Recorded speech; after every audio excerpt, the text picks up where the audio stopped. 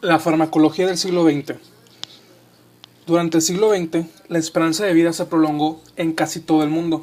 La otra cara de la situación fue el aumento de las enfermedades relacionadas con el envejecimiento, sobre todo las enfermedades cardíacas y el cáncer, y la atención centrada en su tratamiento y prevención.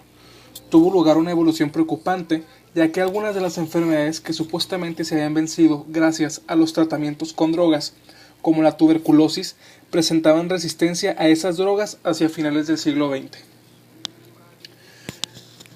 Hacia finales del siglo XIX, el estudio de los remedios a base de hierbas, químicos y minerales se transformó en la ciencia de laboratorio de la farmacología. Las drogas extraídas de plantas, como el opio, fueron sometidas a un análisis químico sistemático. Los investigadores luego aprendieron a sintetizar estas drogas, y a finales del siglo XIX y comienzos de nuestro siglo, el siglo XXI, la industria farmacéutica comercializaba productos de laboratorio. En 1921, los científicos canadienses Frederick Banting, Charles Best y Maglot encontraron la insulina por ser una pequeña proteína que baja el azúcar de sangre. Extrajeron la insulina de los islotes de pancreáticos animales. Los investigadores dieron los derechos de los patentes a la Universidad de Toronto, de modo que los diabéticos por todo el mundo pudieran utilizar las ventajas de la insulina. Por otro lado, en 1922, por primera vez, científicos trataron a una paciente diabética con un extracto de páncreas, logrando así la remisión de sus síntomas, denominando insulina a esta sustancia. Para 1935, a partir de los trabajos experimentales de Gerard Domack con el Prontosil, surge la sulfanilamida. Fue un preparado del medicamento de sulfamida realizado de forma inadecuada que causó intoxicación masiva en los Estados Unidos en 1937 y ocasionó la muerte de más de 100 personas. Para 1930 se aísla la testosterona, y a partir de los años 60 la hormonoterapia revoluciona al mundo de los anticonceptivos orales. El descubrimiento de los antibióticos se inició con la observación de Pasteur y otros microbiólogos de que algunas bacterias eran capaces de inhibir el crecimiento de otras, y con la de Babes en 1885, quien demostró que la inhibición se debía a una sustancia fabricada por un microorganismo que se libera al medio líquido o semisólido en que está creciendo otro germen. La sustancia es una antibiótica, aunque el término no empezó a utilizarse hasta 1940. Un pionero en la farmacología fue el científico alemán Paul Ehrlich. Después de muchos intentos y esfuerzos, Ehrlich sintetizó el compuesto basado en arsénico, Salvarsan, primer tratamiento efectivo para la sífilis, en 1909. Y el 25 de noviembre de 1910 se hizo la primera aplicación pública de Salvarsan en México en el Hospital General. El químico don Adolfo Castañares preparó la solución. Al mismo tiempo, el éxito de las vacunas como profilácticas de ciertas infecciones y de los sueros inmunes como terapéuticos de otras, así como los espectaculares resultados obtenidos con compuestos arsenicales en la sífilis, desvió la atención de los investigadores en los antibióticos. Ehrlich, quien acuñó el término quimioterapia, creó de esta manera el primer antibiótico. Una generación más tarde, otro alemán, Gerard Domack, que trabajaba en Bayer, fabricó la primera sulfamida útil. Esta droga se utilizaba para tratar las enfermedades estreptocócicas, entre ellas la meningitis. Alexander Fleming, después de muchas frustraciones con el uso de antisépticos en las infecciones generalizadas, descubrió en 1022 la lisozima, una sustancia presente en las lágrimas y otros líquidos del cuerpo que lisa ciertas bacterias, pero al cabo de varios trabajos realizados por él y otros investigadores, no se encontró la manera de usarla en el tratamiento de las infecciones. En la década de 1920, trabajando con distintas cepas de estafilococo, se separaron varias cajas de cultivos y se examinaron de vez en cuando. Se hicieron subcultivos y este hongo se realizaron experimentos para explorar algunas propiedades de la sustancia bacteriolítica que evidentemente se habían formado en el cultivo y se habían difundido al medio. Se encontró que el caldo en el que había crecido el hongo y la temperatura ambiente durante 1 o 2 semanas había adquirido marcadas propiedades inhibitorias, bactericidas y bacteriolíticas para muchas de las bacterias patógenas más comunes. Fleming entonces identificó al hongo como Penicillium notatum y bautizó a la sustancia antibiótica como penicilina. Demostró que era efectiva en contra de gérmenes gram positivos, menos para los bacilos distérico y el anthrax, y no tenía efectos sobre el crecimiento de gérmenes gram negativos, incluyendo la Salmonella typhi. Durante la Segunda Guerra Mundial, en 1938, un equipo de investigadores dirigido por el profesor australiano de patología en Oxford, Howard Florey, con la colaboración de Ernst Chain, bioquímico alemán refugiado, y varios otros asociados, iniciaron una serie de trabajos para purificar y producir penicilina en cantidades suficientes para hacer pruebas experimentales válidas sobre su utilidad terapéutica.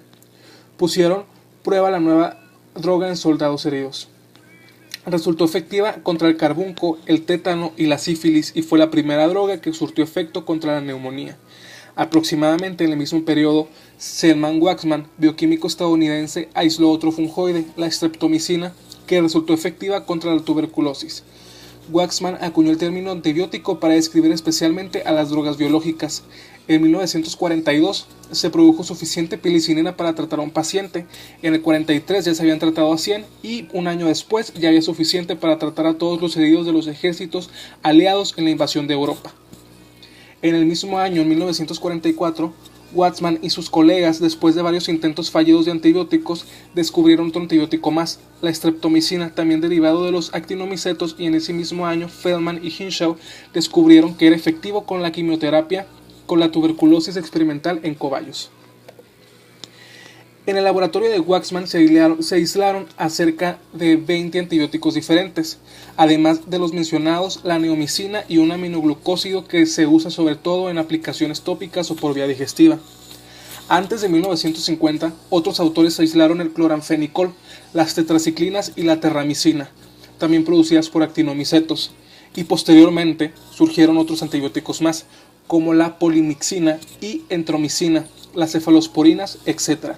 A principio de la década se observó que en ciertas enfermedades infecciosas la combinación de dos o más antibióticos tenía un efecto sinérgico, pero casi al mismo tiempo se encontró también que en ciertas combinaciones el resultado podría ser opuesto.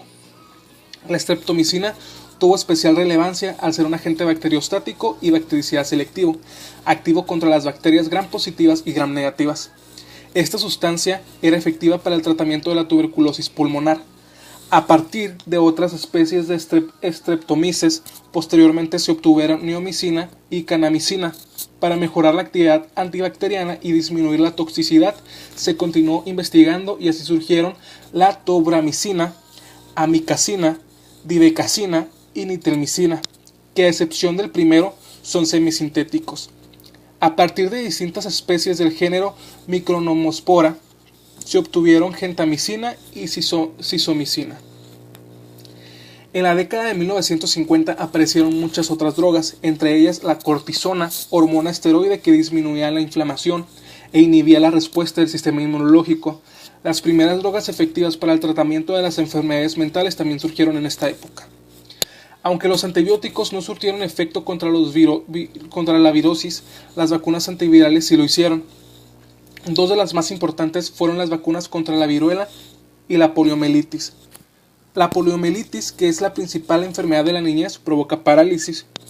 Dos científicos estadounidenses, Jonas Salk y Albert Sabin, crearon versiones diferentes de una vacuna contra la poliomielitis que se presentaron a mediados de la década de 1950. La vacuna de Salk se basaba en el virus muerto, mientras que la de Sabin se basaba en el vivo. Se utilizaron ambas con gran éxito. La poliomielitis fue erradicada en su mayor parte a finales del siglo XX. Entre las demás vacunas antivirales se encuentran las vacunas para el sarampión, la varicela y la gripe, las vacunas contra el virus del papiloma humano, una causa del cáncer del cuello cervicouterino, y la culebrilla, que es una afección relacionada con la varicela provocada por herpes. Se aprobaron en el año 2006. Hasta el momento, los esfuerzos realizados para producir una vacuna contra el paludismo y el SIDA no han resultado exitosos. La primera droga antiviral, aciclovir, surgió en la década de 1970 para ser utilizada contra algunas formas de herpes. En 1980 se obtuvieron drogas antirretrovirales para combatir el SIDA. Sin embargo, los virus mutan con tanta rapidez que se ha resultado muy difícil obtener agentes antivirales. Los investigadores emplearon diversos enfoques para producir drogas para los pacientes. Una gran revolución en el tratamiento de enfermedades fue la nueva comprensión del sistema inmunológico. En la década de los 80 se describieron las características de los antagonistas del calcio y su papel en el tratamiento de la hipertensión arterial, de la angina y de las arritmias cardíacas.